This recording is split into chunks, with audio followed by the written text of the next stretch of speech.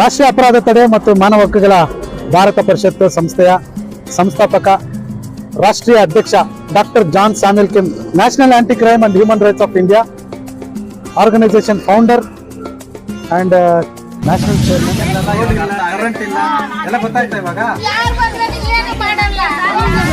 ಏನಾಗ್ತಾ ಇದೆ ಅಂತಂದ್ರೆ ಮಾನವ ಹಕ್ಕುಗಳ ಉಲ್ಲಂಘನೆ ಆಗ್ತಾ ಇದೆ, ಹ್ಯೂಮನ್ ರೈಟ್ಸ್ ವೈಲೇಷನ್ಸ್ ಜಾಸ್ತಿ ಆಗ್ತಾ ಇದೆ. ಮಾನವ ಹಕ್ಕುಗಳ ಉಲ್ಲಂಘನೆ ಆಗ್ತಾ ಇರೋದ್ರಿಂದ అపరాధಗಳು ಹೆಚ್ಚಾಗ್ತಾ ಇದೆ, క్రైమ్స్ ಹೆಚ್ಚాಗ್తా ಇದೆ. ఐడి కార్డులు చాలా పవర్ఫుల్ గా ఉంటాయి. ఎవరన్నా చూసినారంటే చూసిన వెంటనే భయపడతారు. మన పేరు చెప్పిన వెంటనే కూడా కొంతమందికి national anti crime human rights అంటే. ಕೋಲಾರ ಜಿಲ್ಲೆಯಲ್ಲಿ KGF ಅಲ್ಲಿ ನಾನು ಹುಟ್ಟಿ ಬೆಳೆದಿರೋದು, ನನ್ನ ಸ್ವಂತ ಪ್ರದೇಶ KGF. ಸಮಾಜದಲ್ಲಿ ತುಳಿತಕ್ಕೆ ಒಳಗಾದವರ ಪರ ಹೋರಾಟಕ್ಕೆ ಟೊಂಕ ಕಟ್ಟಿ ನಿಂತಿರುವ ಅಪರಾಧ ತಡೆ ಮಾನವ ಹಕ್ಕುಗಳ ಭಾರತ ಪರಿಷತ್ನ ಸದಸ್ಯರು ಸಮಾಜದಲ್ಲಿ ನಡೆಯುವ ಅನ್ಯಾಯ ಅಕ್ರಮಗಳನ್ನು ತಡೆಗಟ್ಟಲು ಮುಂದಾಗಬೇಕು ಎಂದು ರಾಜ್ಯಾಧ್ಯಕ್ಷ ಜಾನ್ ಶಾಮುಲ್ ಕರೆ ನೀಡಿದರು. ಸಮಾಜದಲ್ಲಿ ಪ್ರತಿಯೊಬ್ಬ ವ್ಯಕ್ತಿಯೂ ಯಾವುದೋ ಒಂದು ಕಾರಣಕ್ಕಾಗಿ ಅನ್ಯಾಯಕ್ಕೊಳಗಾಗಿರುತ್ತಾರೆ. ಅವರ ಪರ ನಿಂತು ಅವರಿಗೆ ನ್ಯಾಯ ದೊರಕಿಸುವ ಮೂಲಕ ಎಲ್ಲರಿಗೂ ಸಾಮಾಜಿಕ ನ್ಯಾಯ ಒದಗಿಸಲು ನಮ್ಮ ಸಮಿತಿಯ ಸದಸ್ಯರು ಮುಂದಾಗಬೇಕು ಎಂದರಲ್ಲದೆ, ಸಮಾಜದಲ್ಲಿ ಪ್ರತಿಯೊಂದು ಇಲಾಖೆಯಲ್ಲಿ ನಡೆಯುವ ಅನ್ಯಾಯ ಅಕ್ರಮ ಭ್ರಷ್ಟಾಚಾರಗಳನ್ನು ತಡೆದು ಸುಸ್ಥಿರ ಸಮಾಜಕ್ಕೆ ಅಡಿಗಲ್ಲು ಹಾಕಬೇಕು. ನಮ್ಮ ಅಪರಾಧ ತಡೆ ಮಾನವ ಹಕ್ಕುಗಳ ಭಾರತ ಪರಿಷತ್ ನೀತಿ ಆಯೋಗ ಅನುಮತಿಯನ್ನು ಪಡೆದು ಕಾರ್ಯನಿರ್ವಹಣೆ ಮಾಡುತ್ತಿದೆ. ದೇಶದ ಯಾವುದೇ ಮೂಲೆಯಲ್ಲಿ ಭ್ರಷ್ಟಾಚಾರ ಅನ್ಯಾಯ ಕಂಡುಬಂದಲ್ಲಿ ಕೂಡಲೇ ನಮ್ಮ ಪದಾಧಿಕಾರಿಗಳು ಅಲ್ಲಿಗೆ ಆಗಮಿಸಿ ನ್ಯಾಯ ದೊರಕಿಸಿಕೊಡಲು ಶ್ರಮಿಸುತ್ತಾರೆ ಎಂದು ಹೇಳಿದರು. ರಾಷ್ಟ್ರೀಯ ಅಪರಾಧ ತಡೆ ಮತ್ತು ಮಾನವ ಹಕ್ಕುಗಳ ಭಾರತ ಪರಿಷತ್ ಸಂಸ್ಥೆಯ ಸಂಸ್ಥಾಪಕ ರಾಷ್ಟ್ರೀಯ ಅಧ್ಯಕ್ಷ doctor John Samuel Kim, national anti crime and human rights of India organisation founder and national chairman doctor John Samuel Kim ಅಂತ.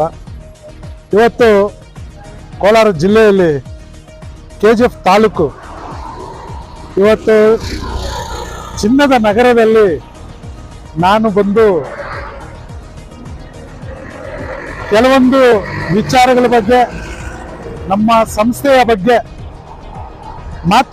ಮಾತನಾಡಲಿಕ್ಕೆ ಅವಕಾಶ ಸಿಕ್ಕಿದೆ.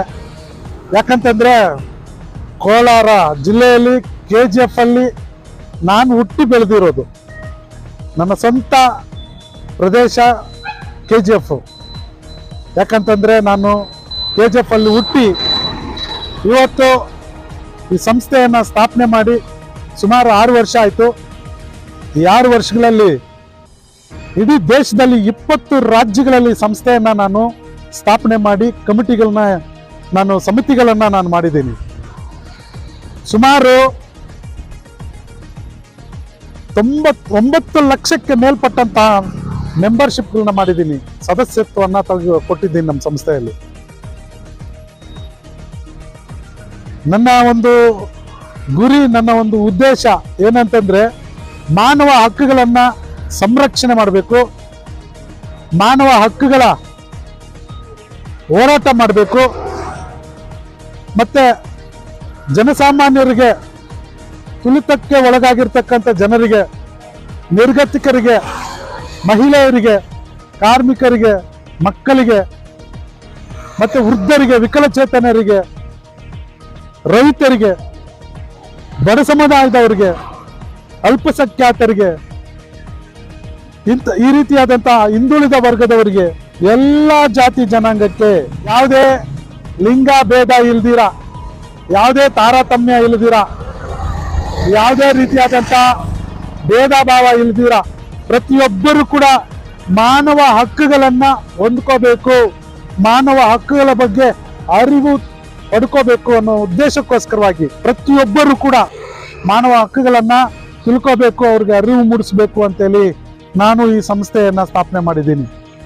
ನಮ್ಮ ಸಂಸ್ಥೆಯ ಉದ್ದೇಶಗಳು, ನಮ್ಮ ಸಂಸ್ಥೆಯ ಕಾರ್ಯಗಳು, ನಮ್ಮ ಸಂಸ್ಥೆಯ ಕಾರ್ಯಕಲಾಪಗಳೆಲ್ಲ ಕೂಡ ಬಂದ್ಬಿಟ್ಟು ಬಹಳ ಜನರಿಗೆ ಅನುಕೂಲವಾಗಿದೆ, ಜನರಿಗೆ ನ್ಯಾಯ ಕೊಡಿಸುವಂಥದ್ದಾಗಿದೆ.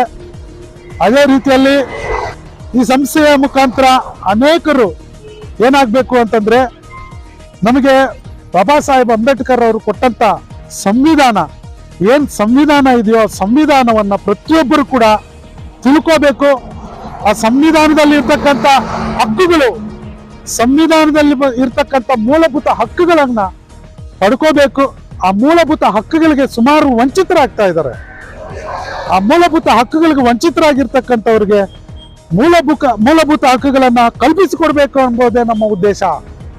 ಹಾಗಾಗಿ ನಾವು ಎಲ್ಲೇ ಪ್ರಶ್ನೆ ಮಾಡ್ತೀವಿ, ನಾವು ಪ್ರಶ್ನೆ ಮಾಡೋದಕ್ಕೆ ನಮಗೆ ಅಧಿಕೃತವಾಗಿ ಕೇಂದ್ರ ಸರ್ಕಾರದಿಂದ ನಾವು ಅನುಮೋದನೆ ಪಡ್ಕೊಂಡಿದ್ದೀವಿ. ಅಷ್ಟು ಮಾತ್ರ ಅಲ್ದಿರ ನ್ಯಾಷನಲ್ ಹ್ಯೂಮನ್ ರೈಟ್ಸ್ ಕಮಿಷನ್ ಅಲ್ಲಿ ಕೂಡ ನಾವು ಕೊಲೆಟ್ರಲ್ ಮಾಡ್ಕೊಂಡಿದ್ದೀವಿ. ಈ ರೀತಿಯಾಗಿ ಇನ್ನು ಹಲವಾರು ನಾವು ಅಧಿಕೃತವಾಗಿ ನೋಂದಣಿಗಳನ್ನು ಮಾಡಿಕೊಂಡು ನಾವು ಕಾನೂನಿನ ಚೌಕಟ್ಟಿನಲ್ಲಿ ಪ್ರತಿಯೊಬ್ಬರಿಗೂ ಕೂಡ ನಾವು ನ್ಯಾಯ ಕೊಡಿಸುವಂತ ಕೆಲಸಗಳನ್ನ ಮಾಡ್ತಾ ಬರ್ತಾ ಇದ್ದೀವಿ. ಸಮಾಜ ಸೇವೆಯನ್ನು ಕೂಡ ಮಾಡ್ತಾ ಇದ್ದೀವಿ. ಬಡ ಜನರಿಗೆ ನಾವು ಅನುಕೂಲ ಮಾಡಿಕೊಡ್ತಾ ಇದ್ದೀವಿ.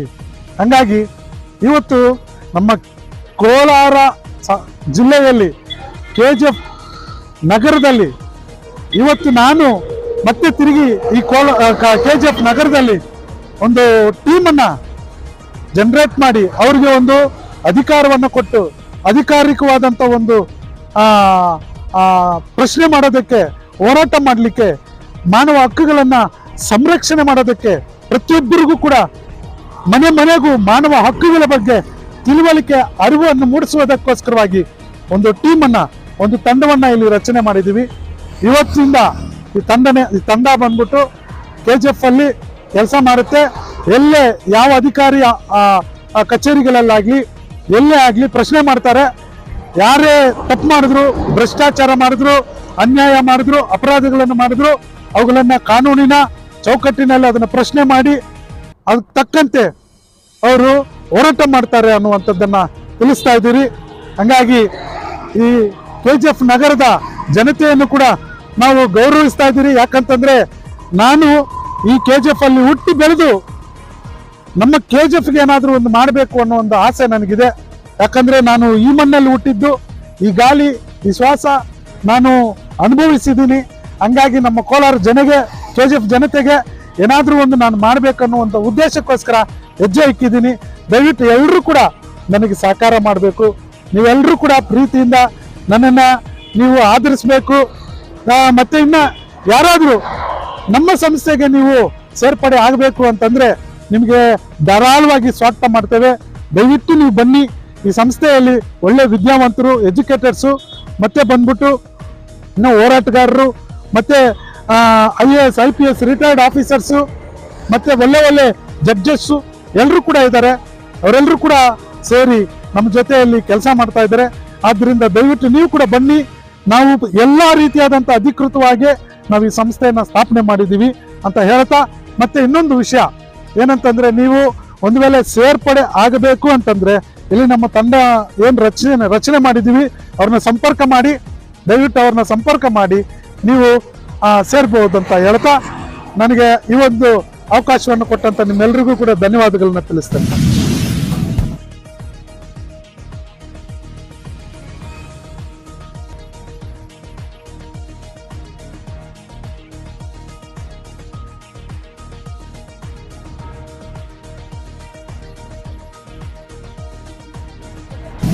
ನಮ್ಮನ್ನ ನೋಡಿ ಎಲ್ಲ KGF ಬಂದಿರೋದಕ್ಕೆ ನಿಮ್ಗೆ ಎಲ್ರಿಗೂ ಧನ್ಯವಾದಗಳು.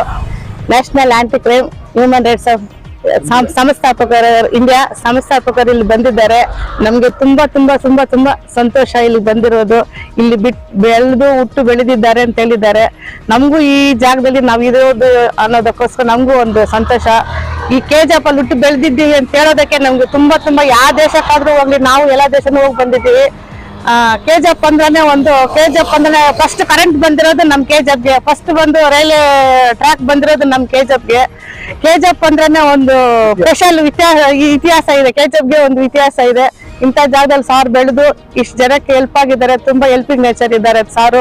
ಇಂಥ ಸಾರು ಇವಾಗ ನಮ್ ಜೊತೆಲಿ ನಾವು ಅವ್ರ ಜೊತೆಲಿ ನಾವು ಸೇರಿರೋದು ನಮ್ಗೂ ಹೆಮ್ಮೆಯಿಂದ ನಾವು ಕೈ ಜೋಡಿಸ್ತಾ ಇದೀವಿ. ಇನ್ನು ಕೈ ಜೋಡಿಸೋರು ಯಾರಾದ್ರೂ ಇದ್ರೆ ಕೈ ಜೋಡಿಸ್ರಿ. ನಮ್ KGFಗೆ ಹೆಮ್ಮೆ ತರಿಸ್ರಿ. KGF ಅಲ್ಲ, ಎಲ್ಲಾ ದೇಶನೂ ನಮ್ ದೇಶನೇ, ಆದ್ರೆ KGF ನಮ್ಗೆ ಸ್ಪೆಷಲ್ ಅಂತ ಕಾಣಿಸ್ತದೆ. ಅದರಿಂದ ಎಲ್ರು ಇಲ್ಲಿ ಕೈ ಜೋಡಿಸ್ರಿ, ಒಂದ್ಗೂಡ್ರಿ, ಮಾಡೋಣ. ಇನ್ನು ಬೇಕಾದಷ್ಟು ನಮ್ಗೆ ಎಲ್ಲ ಸೌಕರ್ಯಗಳು ಇದೆ ಗೌರ್ಮೆಂಟ್ ಇಂದ. ಅದನ್ನೆಲ್ಲ ತಿಳ್ಕೊಳ್ಳೋಣ, ಮಾಡೋಣ, ನಡೆಸೋಣ. ಇದನ್ನ ಹೇಳ್ತಾ ನ್ಯಾಯ ಕೊಡ್ಸೋಕೆ ನಮ್ ಮುಂದೆ ನಮ್ ಸಂಸ್ಥಾಪಕರು, ನಮ್ ಫೌಂಡೇಶನ್, ನಮ್ ಸಾರ್, ನಮ್ ಬಾಸ್ ಇದ್ದಾರೆ. ಎಲ್ಲ ನೋಡ್ತಾರೆ. ಎಲ್ಲ ಕೈ ಜೋಡಿಸಿ ಎಲ್ಲ ಮಾಡೋಣ.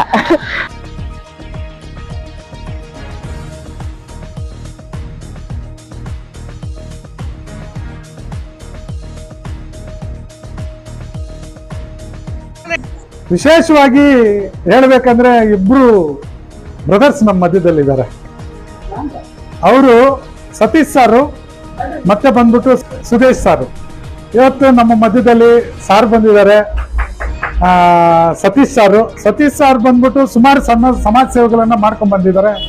ಅವರು ವನ್ಯಜೀವಿಗಳನ್ನ ಕಾಪಾಡುವಂತ ಸಂರಕ್ಷಣೆ ಮಾಡುವಂತ ಒಬ್ಬ ವ್ಯಕ್ತಿ.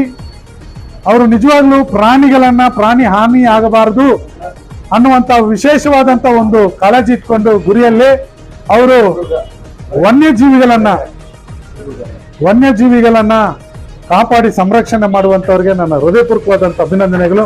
ನಮ್ಮ ಸಂಸ್ಥೆಯಲ್ಲಿ ಕೂಡ ನಿಮಗೆ, ನೀವು ಸಂಸ್ಥೆ ನಡೆಸ್ತಾ ಇದ್ದೀರಾ?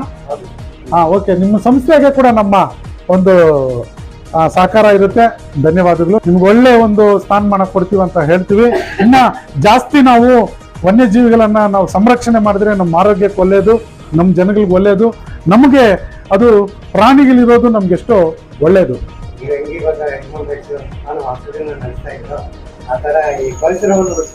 ಹೌದು, ಖಂಡಿತ ಅವುಗಳು ಕೂಡ ಹಕ್ಕಿದೆ. ಯಾಕಂದ್ರೆ ಅವುಗಳಿಗೂ ಜೀವ ಇದೆ, ಅವುಗಳಿಗೂ ಹಸಿವು ಆಗ್ತೈತೆ, ಹಸಿವಿದೆ. ಸೊ ಹಂಗಾಗಿ ನಿಮಗೆ ತುಂಬಾ ಧನ್ಯವಾದಗಳನ್ನ ತಿಳಿಸ್ತೇನೆ. Congratulations, very nice. ಹೌದಾ? ಹಾ, ಒಳ್ಳೇದು. ಸರಿ, ಕಂಗ್ರಾಚುಲೇಷನ್ಸ್. ನಾನು ಕೂಡ ಎಂಗತಾಂ பிறந்து வளர்ந்தது.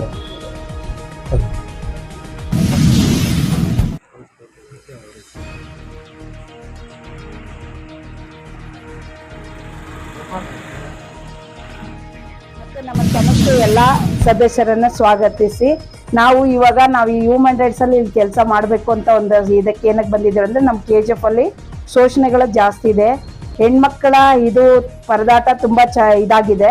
ಅದರಿಂದ ನಾನು ಏನೋ ಒಂದ್ ಕಡೆ ಎಲ್ಲೋ 93ರಿಂದ ಒಂದು ಇದು ಮಾಡ್ತಾ ಇದ್ರೂ ಯಾವುದೋ ಒಂಥರ ನನಗೊಂದು ಇದಿಲ್ಲ, ನನಗೆ ಒಂದು ಪ್ಲಾಟ್ಫಾರಮ್ ಇಲ್ಲ.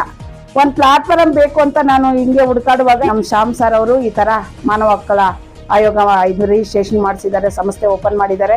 ಆ ಸಂಸ್ಥೆಯಲ್ಲಿ ನಾನು ಹೋಗಿ ಕೆಲಸ ಮಾಡಬೇಕು ಅಂತ ನಾನೇ ಹೋಗಿ ಅಲ್ಲಿ ಇದು ಮಾಡಿಕೊಂಡು ನಮಗೆ ಸಿವು ಅಂತ ಒಬ್ರು, ಹನುಮಂತಪ್ಪ ಅಂತ ಇಬ್ರು ಹೇಳಿ, ನೋಡಿ ನಿಮ್ಗೆ ಇಂಥ ಕಡೆ ಆದ್ರೆ ಸರಿ ಹೋಗುತ್ತೆ ಅಂತೇಳಿ ಅಲ್ಲಿಗೆ ಹೋಗಿ ಕರ್ಕೊಂಡೋಗ್ಬಿಟ್ರು. ಅಲ್ಲಿ ಕರ್ಕೊಂಡೋಗ್ಬಿಟ್ಮೇಲೆ ನಾನು ಆ ಸಂಸ್ಥೆಗೆ ಜಾಯಿನ್ ಆದೆ. ನನಗೆ ತಾಲೂಕು ಅಧ್ಯಕ್ಷರಾಗಿ ಪೋಸ್ಟ್ ಕೊಟ್ಟಿದ್ದಾರೆ. ನನ್ನ ಕೈಯಲ್ಲಿ ಆದಷ್ಟು ಕೆಲಸ ನಾನು ಮಾಡ್ತಾ ಇದ್ದೀನಿ.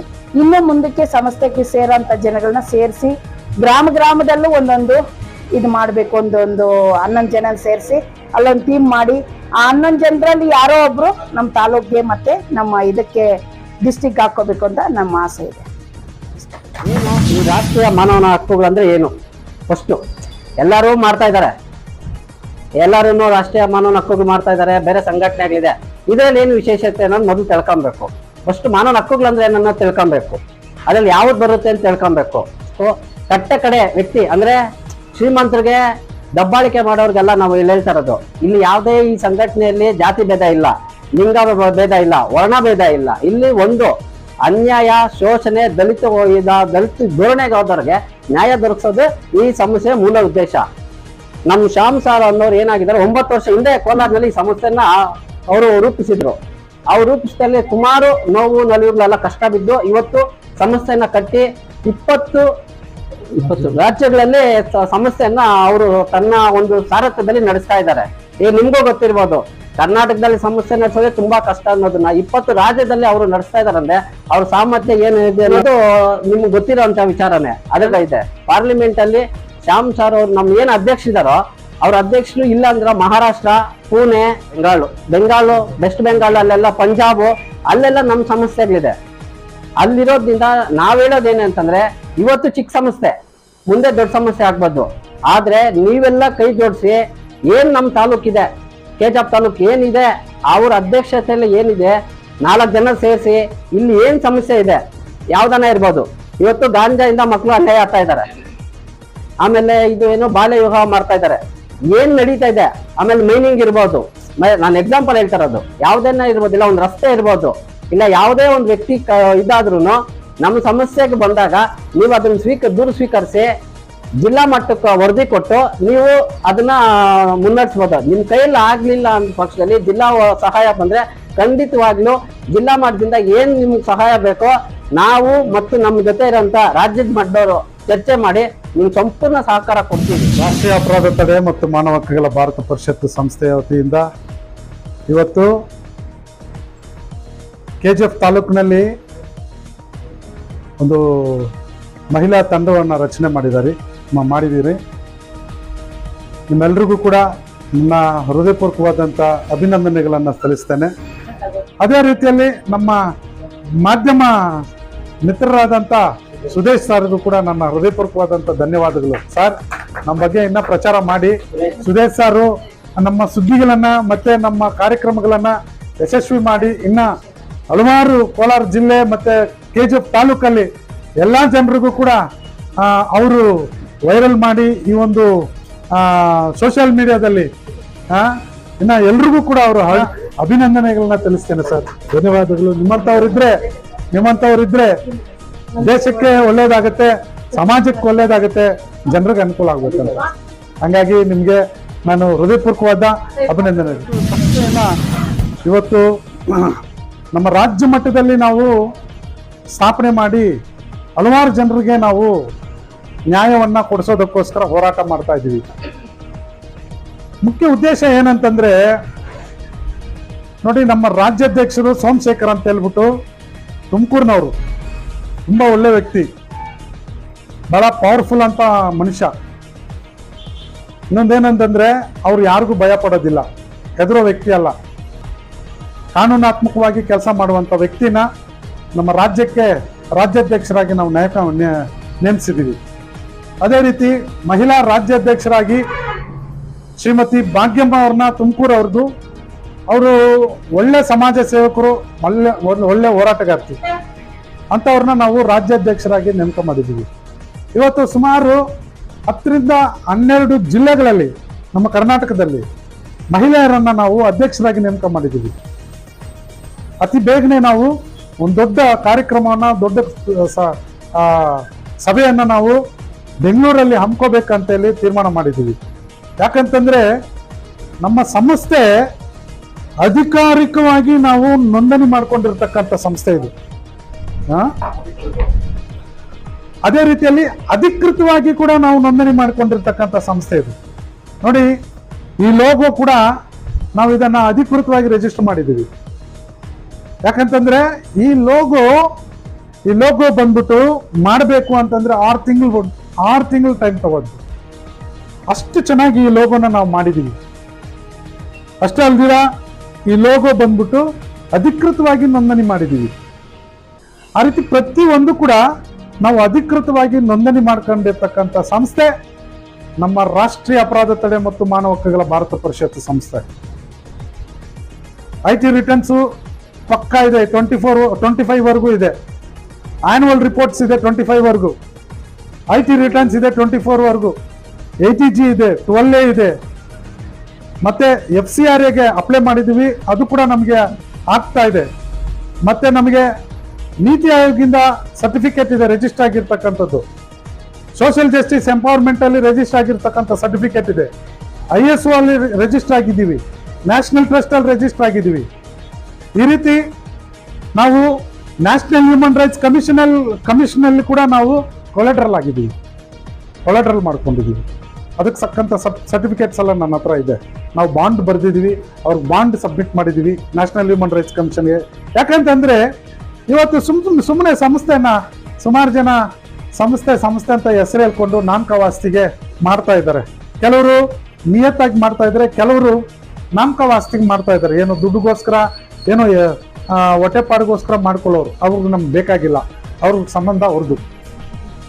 ಅವ್ರ ಬಗ್ಗೆ ನಾವು ಪ್ರಸ್ತಾಪನೆ ಮಾಡೋದು ಬೇಡ. ಯಾಕಂತಂದ್ರೆ ಅವ್ರು ಯಾವ ರೀತಿಯಲ್ಲಿ ಮಾಡ್ತಿದಾರೋ ನಮ್ಗೆ ಗೊತ್ತಿಲ್ಲ. ಆದ್ರೆ ನಾವು ಸಂಸ್ಥೆನ ಏನಕ್ಕೆ ಕಟ್ಟಿದೀವಿ ಅಂತಂದ್ರೆ ಜನರಿಗೋಸ್ಕರ, ಜನರಿಗಾಗಿ. ಮಾನವ ಹಕ್ಕುಗಳು ಅರಿವಿಲ್ಲದೆ ಏನಾಗ್ತಾ ಇದೆ ಅಂತಂದ್ರೆ ಮಾನವ ಹಕ್ಕುಗಳ ಉಲ್ಲಂಘನೆ ಆಗ್ತಾ ಇದೆ, ಹ್ಯೂಮನ್ ರೈಟ್ಸ್ ವೈಲೇಷನ್ಸ್ ಜಾಸ್ತಿ ಆಗ್ತಾ ಇದೆ. ಮಾನವ ಹಕ್ಕುಗಳ ಉಲ್ಲಂಘನೆ ಆಗ್ತಾ ಇರೋದ್ರಿಂದ ಅಪರಾಧಗಳು ಹೆಚ್ಚಾಗ್ತಾ ಇದೆ, ಕ್ರೈಮ್ಸ್ ಹೆಚ್ಚಾಗ್ತಾ ಇದೆ. ಕಾರಣ ಏನು ಅಂತಂದ್ರೆ ನಮ್ಗೆ ಅಷ್ಟೊಂದು ತಿಳುವಳಿಕೆ ಇಲ್ಲ, ಈ ಮಾನವ ಹಕ್ಕುಗಳ ಬಗ್ಗೆ ತಿಳುವಳಿಕೆ ಇಲ್ಲ. ಮಾನವ ಹಕ್ಕುಗಳು ನಮಗೆ ಬಾಬಾ ಸಾಹೇಬ್ ಅಂಬೇಡ್ಕರ್ ನಮ್ಮ ಭಾರತ ರತ್ನ, ಸಂವಿಧಾನ ಶಿಲ್ಪಿ, ವಿಶ್ವಜ್ಞಾನಿ,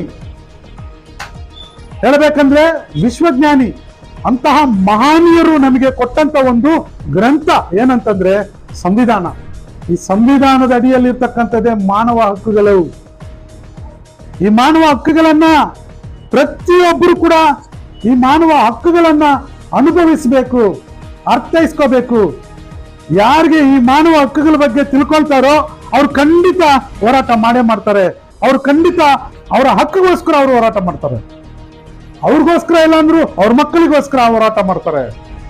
ಇವತ್ತು ಈ ಹೋರಾಟಗಳಿಲ್ಲದೆ ಸುಮ್ಮನೆ ಹೋರಾಟಗಳು ಮಾಡ್ತಾರೆ, ಅದಲ್ಲ ಅರ್ಥ ಇಲ್ಲದಿರ ಹೋರಾಟಗಳು ಮಾಡೋದಲ್ಲ.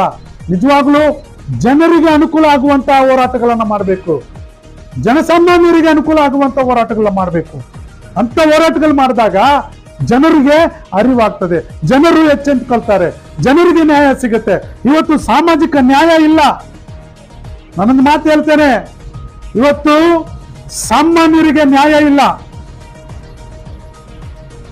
ಸಾಮಾನ್ಯರಿಗೆ, ಜನಸಾಮಾನ್ಯರಿಗೆ ನ್ಯಾಯ ಸಿಗ್ತಾ ಇಲ್ಲ ಅಂತಂದ್ರೆ ಸಾಮಾಜಿಕ ನ್ಯಾಯ ಸತ್ತು ಹೋಗ್ತಾ ಇದೆ. ನೀವು ನೋಡಿರ್ತೀರಿ ನ್ಯೂಸ್ ಅಲ್ಲಿ, ವಿಶ್ವನಾಥ್ ವರ್ಮಾ ಅವರು ಒಬ್ಬ ಜಡ್ಜ್ ಆಗಿದ್ದು ಅವ್ರ ಮನೆಯಲ್ಲಿ 1000 ಕೋಟಿಗಿಂತ ಹೆಚ್ಚು ಹಣವನ್ನ ಅವ್ರ ಮನೆಯಲ್ಲಿ ಏನು ಕಟ್ಟುಗಳ ಮನೆಯಲ್ಲಿ ಪತ್ತೆ ಆಗ್ತದೆ. ಇವತ್ತು ಅವ್ರ ಮೇಲೆ ಕಾನೂನು ರೀತಿಯಲ್ಲಿ ಯಾವುದೇ ರೀತಿಯಾದಂತ ಕಾನೂನು ಕ್ರಮ ವಹಿಸಲಿಲ್ಲ.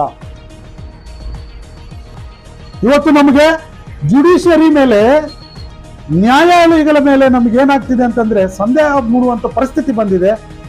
ನಮಗೆ ನ್ಯಾಯಾಲಯದ ಮೇಲೆ ನಂಬಿಕೆ ಕಳ್ಕೊಳ್ತಾ ಇದ್ದಾರೆ ಜನ. ಅಷ್ಟೋ ಇಷ್ಟೋ ಇತ್ತು ನ್ಯಾಯಾಲಯದ ಮೇಲೆ ಜುಡಿಷರಿಯಲ್ಲಿ ಅಲ್ಪ ಸ್ವಲ್ಪ ನಂಬಿಕೆ ಇತ್ತು. ಏನೋ ನಮ್ಗೆ ಅಲ್ಲಿಗೆ ಹೋದ್ರೆ ನ್ಯಾಯ ಸಿಗುತ್ತೆ, ನಮ್ಮ ಪರವಾಗಿ ನಮ್ಗೆ ಅನುಕೂಲ ಆಗುತ್ತೆ ಅಂತೇಳಿ ಒಂಚೂರು ವಿಶ್ವಾಸ, ನಂಬಿಕೆ ಇತ್ತು. ಇವತ್ತು ಇವುಗಳನ್ನೆಲ್ಲ ನೋಡ್ತಾ ಇದ್ರೆ, ಸೌಜನ್ಯಾಲ ಪ್ರಕರಣ ನೋಡಿದ್ರೆ ಅದನ್ನ ಮುಚ್ಚಾಕ್ಬಿಟ್ಟಿದ್ರು.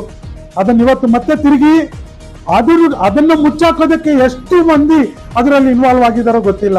ಅವೆಲ್ಲ ಹೊರಗೆ ಬರ್ಬೇಕು ಅಂತಂದ್ರೆ ಮಾನವ ಹಕ್ಕುಗಳ ಬಗ್ಗೆ ತಿಳ್ಕೋಬೇಕು. ನಾವೆಲ್ಲರೂ ಕೂಡ ಹೋರಾಟಗಳು ಮಾಡಬೇಕು, ಸಾಮಾಜಿಕ ನ್ಯಾಯಕ್ಕೋಸ್ಕರ ಹೋರಾಡಬೇಕು, ಸಾಮಾಜಿಕ ನ್ಯಾಯ ಸಿಕ್ಕಬೇಕು ಪ್ರತಿಯೊಬ್ಬರಿಗೆ.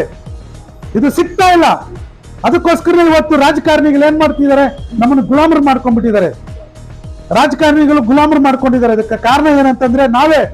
ಯಾಕಂದ್ರೆ ನಾವು ಓಟ್ಗೋಸ್ಕರ ಕೈ ಚಾಚ್ಬಿಟ್ಟು 500 ರೂಪಾಯಿಗೋಸ್ಕರ 1000 ರೂಪಾಯಿಗೋಸ್ಕರ ನಾವು ಕ್ಯೂ ನಿಂತ್ಕೊಂಡು ಏನೋ ಅವ್ರು ಕೊಡುವಂತ ಭಿಕ್ಷೆ ಅನ್ನೋ ತರ ನಾವು ತಗೊಂಡು ಈಗ ನಾವು ಅವ್ರಿಗೆ ಗುಲಾಮರಾಗ್ಬಿಟ್ಟಿದೀವಿ. ಯಾಕಂದ್ರೆ ಅವನ್ನ ಪ್ರಶ್ನೆ ಮಾಡೋಂತಿಲ್ಲ. ನಮ್ಮ ಹಕ್ಕನ್ನ ಬಾಬಾ ಸಾಹೇಬ್ ಅಂಬೇಡ್ಕರ್ ಅವರು ಈ ಸಂವಿಧಾನ ಕೊಟ್ಟಿದ್ದಾರೆ ನಮಗೆ. ಆ ಸಂವಿಧಾನದಲ್ಲಿ ನಮ್ಗೆ ಕೊಟ್ಟಂತ ಹಕ್ಕು ಏನಂತಂದ್ರೆ ಓಟ್ ಹಕ್ಕು. ಆ ಓಟ್ ಹಕ್ಕನ್ನ ನಾವು ಮಾರ್ಕೊಂಡ್ಬಿಟ್ಟ ಮೇಲೆ ನಮ್ಮ ಬದುಕೇನ್ ಪ್ರಯೋಜನ? ಇವತ್ತು ನಾವು ಮಾರ್ಕೊಳ್ತಾ ಇರೋದು ನಮ್ಮ ಹಕ್ಕಲ್ಲ, ನಿಮ್ಮ ಹಕ್ಕನ್ನ, ನಿಮ್ಮ ಮಕ್ಕಳ ಹಕ್ಕನ್ನ, ನಿಮ್ಮ ಮಕ್ಕಳ ಭವಿಷ್ಯತ್ತನ್ನ ನೀವು ಮಾರ್ಬಿಡ್ತಾ ಇದ್ದೀರಾ ಅನ್ನೋದನ್ನ ಗುರ್ತಿಟ್ಕೊಳ್ಳಿ. ಇದನ್ನ ಮನಸ್ಸಲ್ಲಿ ಇಟ್ಕೊಳ್ಳಿ. ನಿಮ್ಮ ಮಕ್ಕಳನ್ನ ನೀವು ಗುಲಾಮರು ಮಾಡ್ತಾ ಇದ್ದೀರಿ, ರಾಜಕೀಯಕ್ಕೆ ಬಲಿ ಮಾಡ್ತಾ ಇದ್ದೀರಿ, ರಾಜಕಾರಣಿಗಳಿಗೆ ನೀವು ಅಡ್ಡಿಕ್ತಾ ಇದ್ದೀರಿ ಅನ್ನೋದನ್ನ ನೀವು ಮನಸ್ಸಲ್ಲಿ ಇಟ್ಕೊಳ್ಳಿ. ಹಂಗಾಗಿ ಈ ಓಟನ್ನ ಮಾರೋದನ್ನ, ಈ ಓಟ್ ಮಾರ್ಕೊಳ್ಳೋದನ್ನ ದಯವಿಟ್ಟು ಬಿಟ್ಬಿಡ್ಬೇಕು. ನೀವು ಈ ಹಕ್ಕನ್ನ ನೀವು ಉಲ್ಲಂಘನೆ ಮಾಡ್ತಾ ಇದ್ದೀರಿ. ಈ ಹಕ್ಕು ಉಲ್ಲಂಘನೆ ಮಾಡ್ತಾ ಇರೋದ್ರಿಂದ ನೀವು ಈ ಹಕ್ಕುಗಳನ್ನ ಕಳ್ಕೊಂತ ಇದ್ದೀರಿ. ಆದ್ರಿಂದ ಇಲ್ಲಿ ಕುತ್ಕೊಂಡಿರುವಂತ ಎಲ್ಲ ಮಹಿಳೆಯರಿಗೆ ನಾನು ಹೇಳುವಂತ ಮಾತೇನಂದ್ರೆ, ದಯವಿಟ್ಟು ನೀವೆಲ್ಲರೂ ಕೂಡ ಹೋರಾಟ ಮಾಡಬೇಕು. ಮಹಿಳೆಯರು ಹೊರಗಡೆ ಬರಬೇಕು.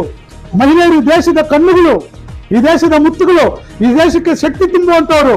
ಯಾಕಂತಂದ್ರೆ ನಿಮ್ಮಿಂದ ಈ ಮುಂದಿನ ನಮ್ಮ ದೇಶದ ಭವಿಷ್ಯತ್ತು ಅಂದ್ರೆ ನಮ್ಮ ಮಕ್ಕಳು ಆ ಪರಂಪರೆಯನ್ನ ನೀವೇ ಶಕ್ತಿಗೊಳಿಸಬೇಕು, ಬಲಪಡಿಸಬೇಕು. ಅವ್ರನ್ನ ಮುಂದಿನ ಪೀಳಿಗೆಗಳಾಗಿ ನಮ್ಮ ದೇಶಕ್ಕೆ ಯೋಧರಾಗಿ, ಇಲ್ಲಂತಂದ್ರೆ ಅವರೊಬ್ಬ ಒಳ್ಳೆ ದೇಶದ ನಾಯಕರನ್ನಾಗಿ ನೀವು ಮಾಡ್ಬೇಕಂದ್ರೆ ನೀವು ಈ ಹಕ್ಕುಗಳನ್ನ ತಿಳ್ಕೋಬೇಕು. ಯಾವುದಕ್ಕೂ ಎದುರ್ಕೋಬೇಡಿ. ಎಲ್ಲಿ ತಪ್ಪು ಮಾಡ್ತಾರೋ ತಪ್ಪು ಮಾಡೋ ಜಾಗದಲ್ಲಿ ನೀವು ಇರ್ಬೇಕು. ಜನಸಾಮಾನ್ಯರ ನ್ಯಾಯಕ್ಕೋಸ್ಕರ ನೀವು ಇರಬೇಕು. ಪೊಲೀಸ್ ಸ್ಟೇಷನ್ಗಳಲ್ಲಿ, ಕಂದಾಯ ಇಲಾಖೆಗಳಲ್ಲಿ ಎಷ್ಟೊಂದು ಪ್ರಕರಣಗಳು, ಎಷ್ಟೊಂದು ಭ್ರಷ್ಟಾಚಾರ ನಡೀತಾ ಇದೆ. ಸಮಾಜ ಕಲ್ಯಾಣ ಇಲಾಖೆಗಳಲ್ಲಿ, RTO ಇಲಾಖೆಗಳಲ್ಲಿ ಇನ್ನ ಆರೋಗ್ಯ ಇಲಾಖೆಯಲ್ಲಿ, ಹಾಸ್ಪಿಟಲ್ಗಳಲ್ಲಿ, ನಗರಸಭೆಗಳಲ್ಲಿ ಎಷ್ಟು ಅಕ್ರಮ ನಡೀತಾ ಇದೆ, ಎಷ್ಟು ದಂಧೆಗಳು ನಡೀತಾ ಇದೆ. ನಾವೆಲ್ಲ ಸುಮ್ಮನೆ ಇದ್ರೆ ಈ ದಂಧೆಗಳು ನಡೀತಾನೆ ಇರ್ತದೆ. ಕಳ್ಳರು ಹೆಚ್ಚಾಗ್ತಾ ಇರ್ತಾನೆ ಹೊರತು ನಾವು ಕಳ್ಳರನ್ನ ಮಾಡಿಸ್ತಾ ಇದೀವಿ, ಕಳ್ಳರನ್ನ ನಾವೇ ಹುಟ್ಟಾಗ್ತಾ ಇದೀವಿ ಅನ್ನೋದನ್ನ ಜ್ಞಾಪಕ ಇಟ್ಕೊಳ್ಳಿ. ಆದ್ರಿಂದ ದಯವಿಟ್ಟು ನೀವೆಲ್ಲರೂ ಕೂಡ ಪ್ರತಿಯೊಬ್ಬರನ್ನ ಪ್ರಶ್ನೆ ಮಾಡೋರಾಗಿರ್ಬೇಕು. ತಪ್ಪು ಮಾಡೋ ಯಾರೇ ಆಗಿರ್ಲಿ, ನಾನೇ ತಪ್ಪು ಮಾಡಿದ್ರು ಕೂಡ ನನ್ನ ಮೇಲೆ ಕೂಡ ನೀವು ಪ್ರಶ್ನೆ ಮಾಡ್ರಿ. ಹಂಗಾಗಿ ನಾವು ತಪ್ಪು ಮಾಡಬಾರ್ದು, ತಪ್ಪು ಮಾಡೋರ್ನ ನಾವು ತಪ್ಪು ಮಾಡಕ್ ಬಿಡಬಾರ್ದು.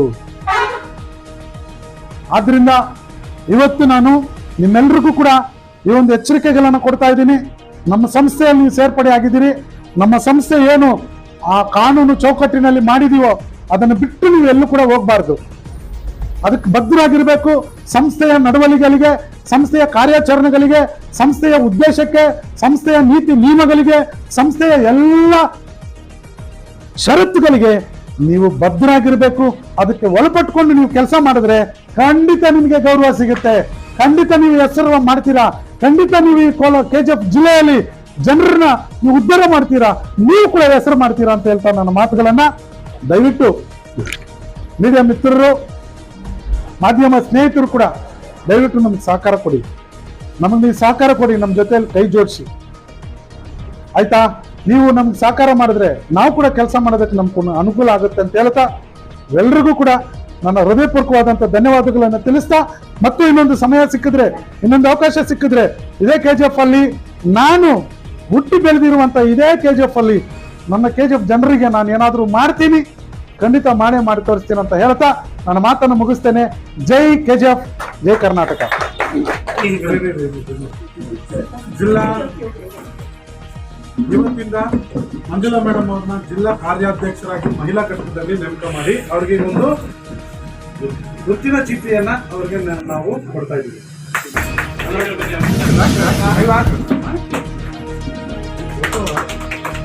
ನೋಡಿ ಮೇಡಮ್ನ ತಾಲೂಕು ಕಾರ್ಯಾಧ್ಯಕ್ಷರಾಗಿ ವರ್ಕಿಂಗ್ ಪ್ರೆಸಿಡೆಂಟ್ ಆಗಿ KGFಗೆ ನೇಮಕ ಮಾಡಿ ಅವ್ರಿಗೆ ಕೂಡ ಈ ಗುರುತಿನ ಚೀಟಿಯನ್ನ ಕೊಡ್ತಾ ಇದ್ದೀವಿ.